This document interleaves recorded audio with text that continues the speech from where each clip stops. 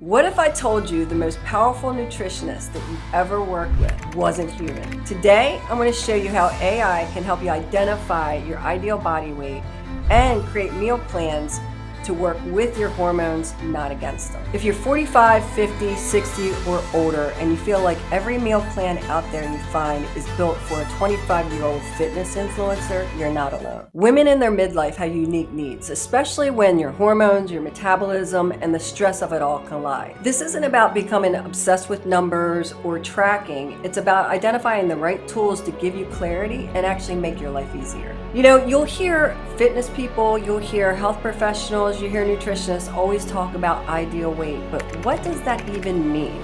Your ideal weight's not just some type of arbitrary number. I mean, people always ask me, Lydia, what should I put in for my ideal weight? But let's go back a second. What is it? Your ideal weight is the weight range is defined as the weight that your body can carry and less likely to have disease, like heart disease, diabetes, metabolic syndrome, or certain cancers. Now, there isn't a universal ideal weight. It really varies from person to person. But how do they determine your ideal weight?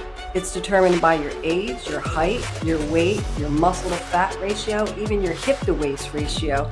And then often they'll look at your lifestyle factors. Now, you throw in the hormonal shifts in there, your needs change even more. Now, you can use AI as the tool to input your age, your height, and all the things that you need to in order to customize a plan versus having one of those generic plans. Now, there's so many different apps out there, and I'm often asked, Lydia, what app do you use, or what's the best app to use? And when it comes to apps, to me, it's just like exercise equipment. The best app is the app that you're actually going to use.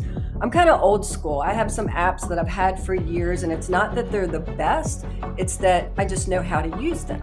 So I honed in, I know how to make them work for me. But you have different apps like Carbon Coach, you have MacroFactor, you have ChatGPT, which I've become a real big fan of. What's great about apps and AI is that they're not emotion-based, they're all science-based. And what's another thing that's really great about them is that they grow with you. So the more data that you give them, the better they get at customizing plans for you. So you can use these apps to create the perfect meal plan because they're looking at the science of the macronutrients, the calories, the activity, your age, your height, all of the different things. And again, as you use them, the more that you use them, the more information that you put into them, the more customized they come to you and giving you exactly what you need. So how do you use AI to actually identify your ideal body weight? Because that's always a question. When I say 1 gram of protein per your pound of ideal body weight, then they ask, well, what should my ideal body weight? Okay, so this is how you can do it. First, I'm going to suggest that you take a picture.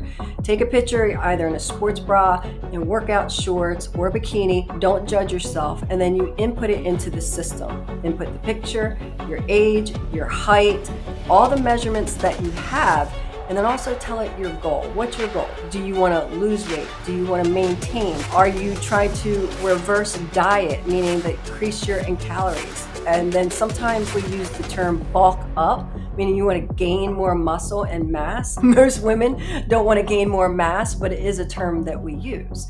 You give it that information and you can ask it, what should my ideal body weight be? But then you can take it a step further and identify, what should my calories be based on my goals? Put in even your activity level. Are you going to strength train 3 days a week? Or are you doing Pilates? What's the type of workout that you're doing?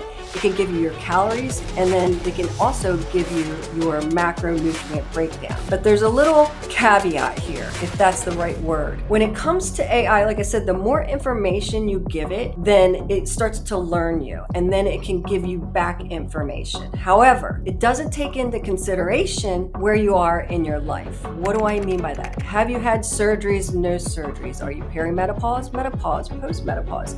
Are you on medication? Are you taking BHRT? Are you carb sensitive?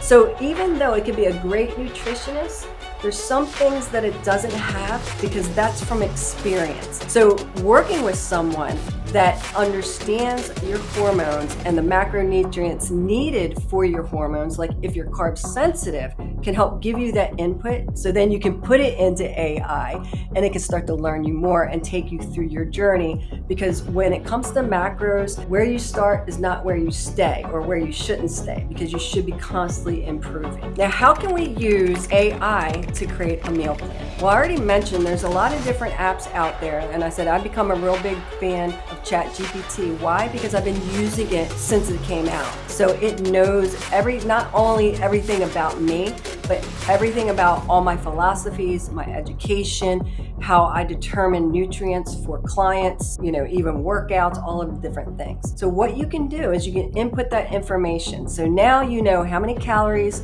what your ideal weight is, how many calories you need. Now let's create the meal plan. What are your likes and dislikes? Are you intolerant to anything? How much protein, carbs, and fat do you need? What limitations do you have? Like maybe you're intermediate cook, or maybe you don't like to cook, or maybe you just never cooked before, so you need really simple recipes and you want them in 30 minutes. Whatever it is, you give it the detail, then it's going to give you what you need to creating a simple meal plan. Now, I want to also talk about for a second the beauty of macronutrients, because they got really hot a few years ago, but macronutrients really, I think sometimes people don't understand it. They think it's like bro science, and it's not. The beauty of macronutrients, now follow me here for a second. Calories. Calories is what give you energy, and calories can help determine your weight loss or weight gain, depending on how much you take in and the output. But then your macronutrients, your protein, your fat, your carbohydrates, that's what makes up your calories. And that's going to determine how fit and strong you actually are and look. But not only that, the quality of the macronutrient. It's not just about does it fit into my macros so I can eat it, but no, the quality of the macronutrient you take in is going to determine how well you age, how you actually feel, the energy that you put out each day into the world. And that's what I love about macronutrients. Like I said, where you start is not where you stay, and you can always measure, monitor, and adjust. See, when you're following a generic plan, and I'm not picking on any program out there, but keto, paleo, Whole30, Atkins, it's all philosophy. It's a system that is not exact. So what do you do when you plateau? What do you do when you want to sculpt more? What do you want to do when you want to, bulk up? Do you just eat more keto? Do you eat more clean? Get it?